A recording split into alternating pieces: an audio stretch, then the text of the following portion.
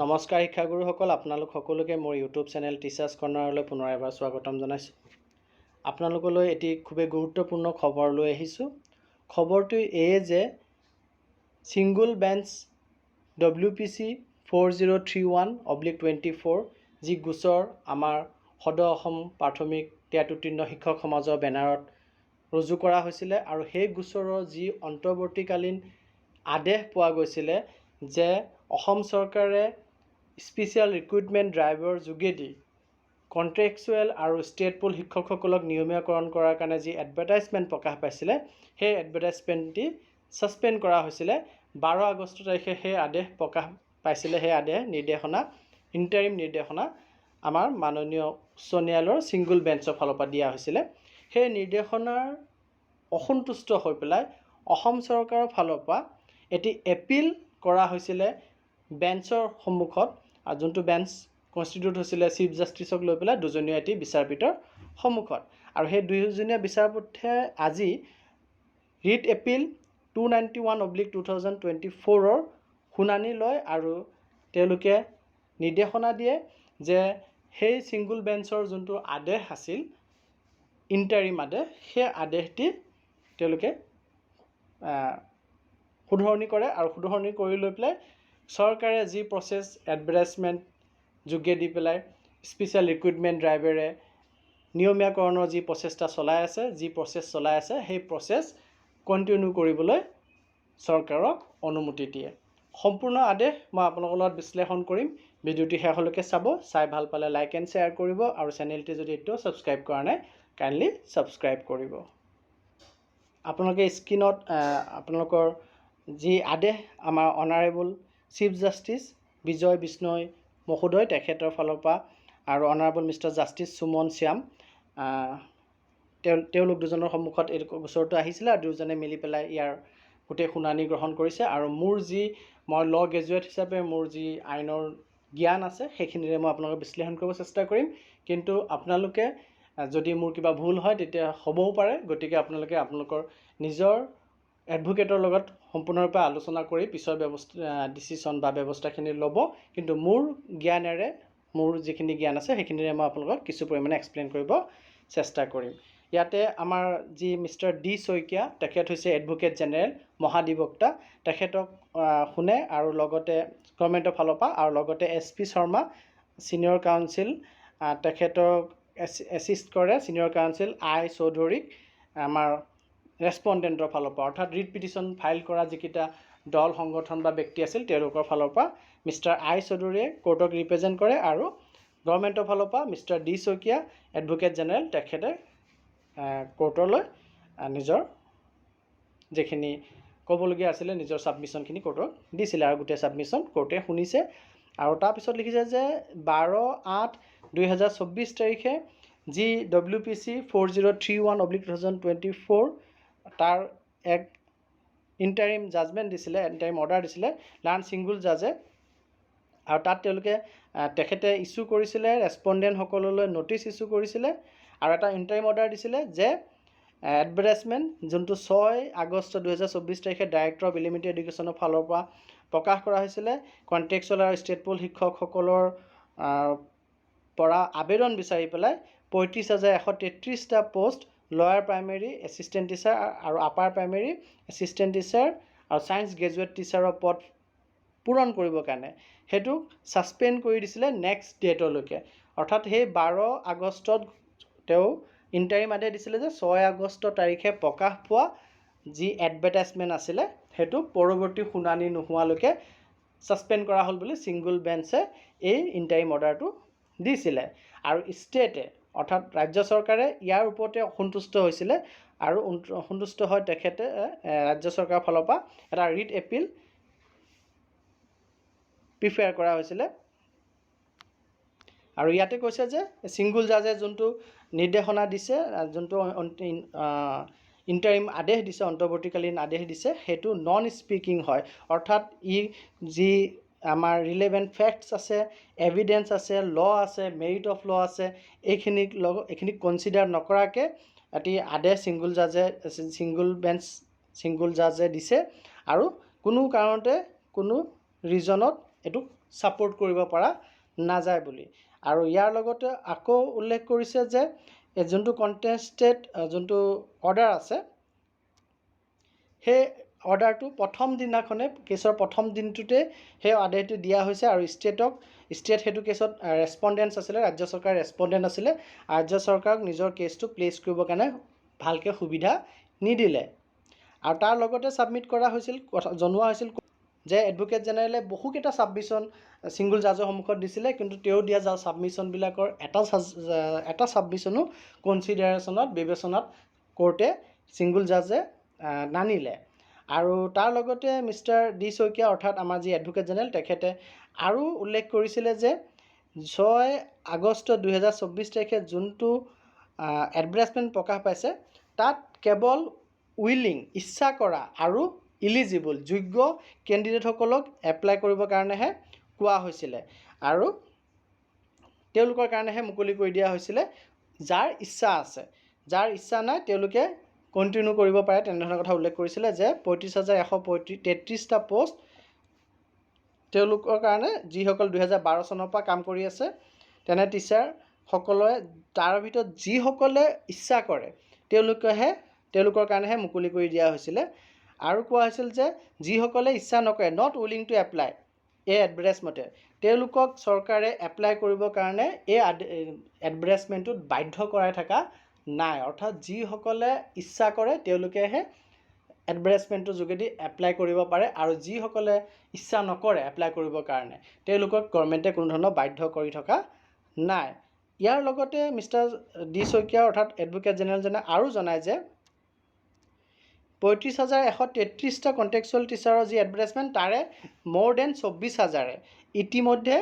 Apply কৰি লৈ পেলাই তেওঁলোকে এছিষ্টেণ্ট টিচাৰ এডভাৰটাইজমেণ্টৰ যিখিনি কণ্ডিশ্যনছ আছে কণ্ডিশ্যনখিনি মানি পেলাই এছিষ্টেণ্ট টিচাৰ হ'বৰ কাৰণে তেওঁলোক নিজৰ মতামত তেওঁলোকে দিলে আৰু 24,000তকৈ অধিক শিক্ষকে ইতিমধ্যে এপ্লাই কৰিলে। আৰু তেখেতে ছাবমিট কৰে যে যদি এই প্ৰচেছটো ৰিক্ৰুইটমেণ্টৰ প্ৰচেছটো ষ্টে কৰি দিয়ে তেতিয়াহ'লে কোনো ব্যক্তিয়েই এই ষ্টেটোৰ জৰিয়তে বেনিফিটেড নহয়।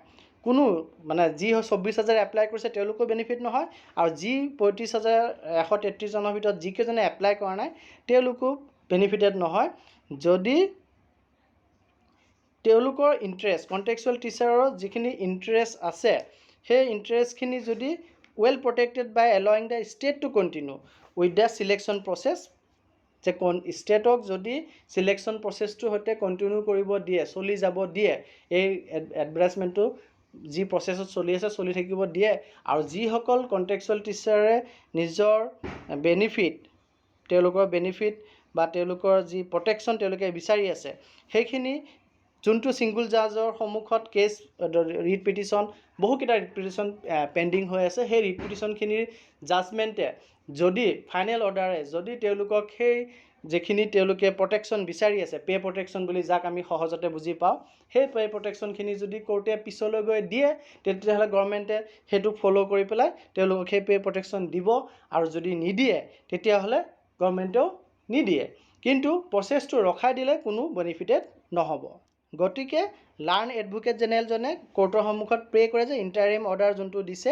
সেই ইণ্টাৰিম অৰ্ডাৰটো ছেট এছাইড কৰি দিব লাগে অৰ্থাৎ বাতিল কৰি দিব লাগে ৰদ কৰি দিব লাগে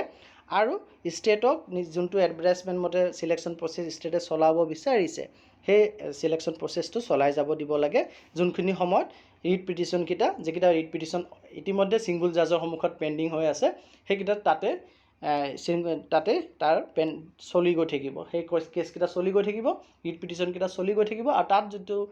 ৰায় আহে সেই ৰায় গভৰ্ণমেণ্টে বিবেচনা কৰিব বা গভৰ্ণমেণ্টে মানি চলিব পিছলৈ। কিন্তু সেই কেছকেইটা পেণ্ডিং থকা অৱস্থাত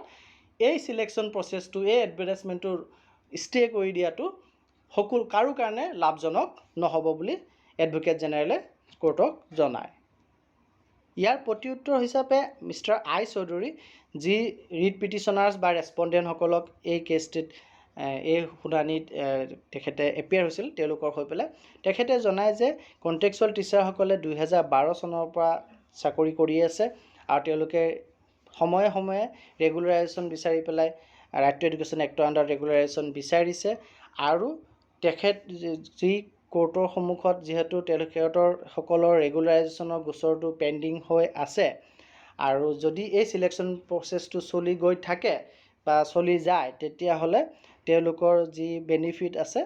বা ৰেগুলাৰাইজেশ্যনৰ ক্ষেত্ৰত যোনটো তেওঁলোকৰ অধিকাৰ আছে বা অন্যান্য বেনিফিট তেওঁলোকে পাবলগীয়া আছে সেইখিনি ক্ষতিগ্ৰস্ত হ'ব পাৰে বুলি তেখেতে ছাবমিট কৰে। কিন্তু তেখেতে আকৌ ফেয়াৰলি এই কথাটো জনায় যদিহে তেওঁলোকসকলৰ কণ্টেক্সুৱেল টিচাৰসকলৰ যি ইণ্টাৰেষ্ট সেইখিনি প্ৰটেকশ্যন পায় তেতিয়াহ'লে ষ্টেটে যদি তেওঁলোকৰ ৰিক্ৰুইটমেণ্ট প্ৰচেছটো কণ্টিনিউ কৰে তেতিয়াহ'লে পিটিশ্যনাৰৰ এছ'চিয়েশ্যন যি আছে এছ'চিয়েশ্যনৰ তাত কোনো অবজেকশ্যন নাথাকিব। অৰ্থাৎ তেওঁলোকক যদি তেওঁলোকৰ যি পে' প্ৰটেকশ্যন লাগে সেইটো যেতিয়া হিয়াৰিং হ'ব সেই হিয়াৰিঙত যদি তেখেতসকলে পে' প্ৰটেকশ্যন পায় আৰু সেইটো যদি কোৰ্টে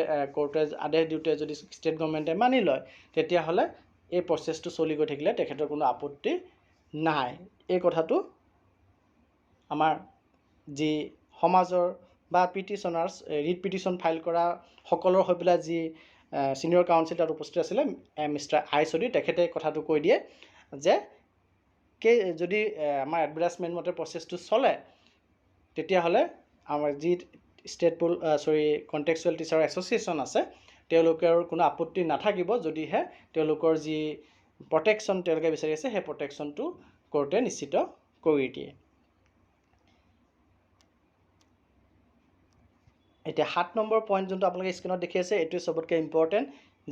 চিফ জাষ্টিছ অফ আছাম বা গুৱাহাটী হাইকোৰ্টে তেখেতে কি কৈছে সেইখিনি ইম্পৰ্টেণ্ট যে তেখেতে কৈছে যে দুই পাৰ্টিকে শুনিলে আৰু যিখিনি মেটেৰিয়েলছ এভেইলেবল আছে অন ৰেকৰ্ড সেইখিনি তেখেতসকলে চাইছে আৰু যোনটো কণ্টেষ্টেড অৰ্ডাৰ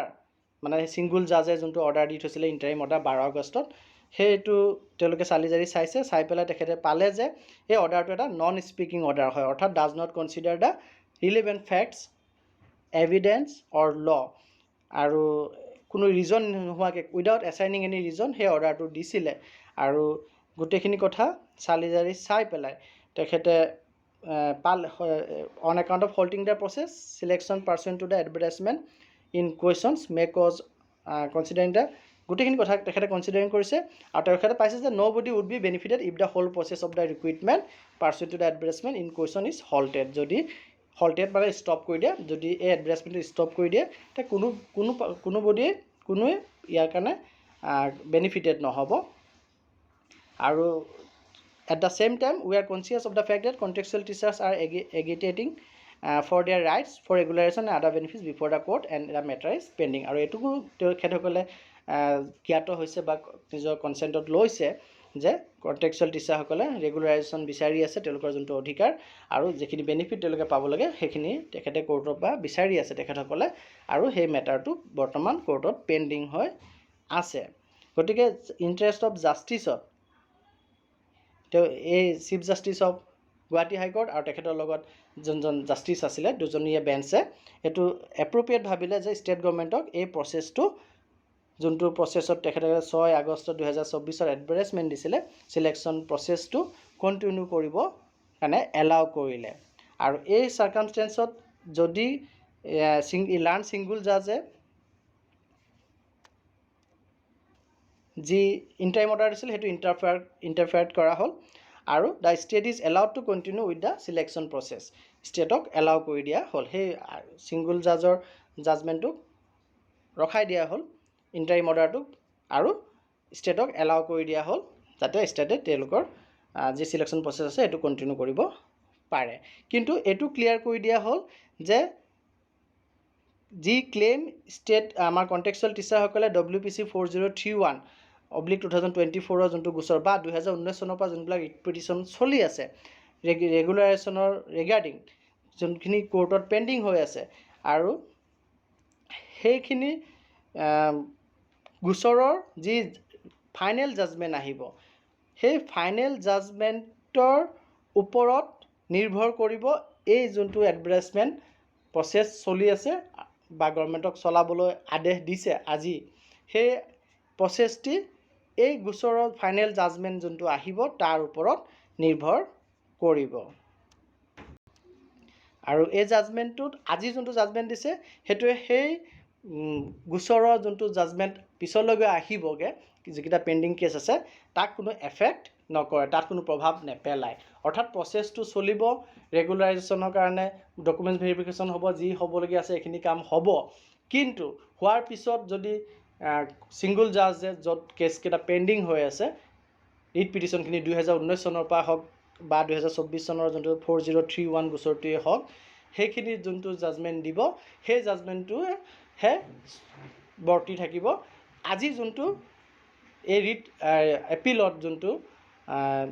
আদেশ দি আছে যে কণ্টিনিউ কৰিবৰ কাৰণে, এই আদেশটিয়ে কিন্তু সেই জাজমেণ্টক এফেক্ট নকৰে, প্ৰভাৱিত নকৰে। গতিকে ইণ্টাৰিম অৰ্ডাৰ যোনটো 12 আগষ্ট 2024 তাৰিখে ছিংগুল জাজ দিছিলে, ছিংগুল জাজজনে WPC 4031/2024 গোচৰটোত, সেইটো এইদৰে মডিফাই কৰি দিয়া হ'ল। অৰ্থাৎ প্ৰচেছটো ৰখাই দিয়াৰ কথা যোনটো আহিছিলে, এডভাৰটাইজমেণ্টটো যোনটো ছাছপেণ্ড কৰি দিছিলে, সেই ছাছপেনশ্যনটো উঠাই দিছে। কিন্তু সেই